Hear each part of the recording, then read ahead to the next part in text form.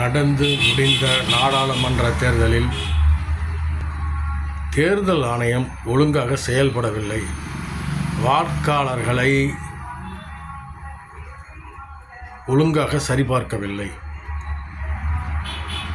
பல குளறுபடிகள். கடைசியில் ஓட்டு சதவீதத்தை கூட சரியாக சொல்ல முடியவில்லை.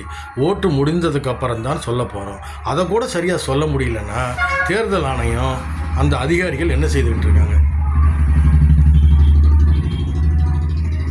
ஒழுங்காக செயல்படவில்லை. தேர்தல் ஆணையம் ஆரம்பத்திலிருந்தே கடைசி வரை தமிழ்நாட்டில் இருக்கும் தேர்தல் ஆணையம் ஒழுங்காக செயல்படவில்லை.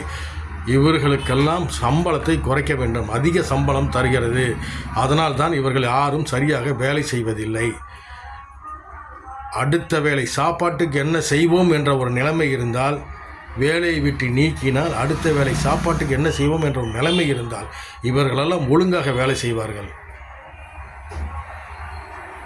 அரசாங்கம் சிந்திக்க வேண்டும். நல்ல அதிகாரிகளையும் திறமையான அதிகாரிகளையும் வேலைக்கு வைத்துக் கொள்ள வேண்டும். வாக்காளர் பட்டியலிலும் குளறுபடி, ஓட்டு போட வந்தவர்களிடமும் குளறுபடி, கடைசியில் வாக்கு சதவீதம் கூட சொல்ல சரியாக தெளிவாக சொல்ல முடியல. அதுக்கு 1008 காரணங்களை தேடி எப்படி சொல்லலான்னு சொல்லி ப்ரெஸ் மீட் வச்சு பேசுகிறாங்க. கையில் புண்ணு இருக்குது, அது கண்ணாடி வச்சா பார்ப்பாங்க. என்னன்னு தெரியுதில்ல, நமக்கே சிரிக்கத்தான் தோணுது. மக்கள் தான் தெரிஞ்சுக்கணும், மக்கள் புரிஞ்சுக்கணும்.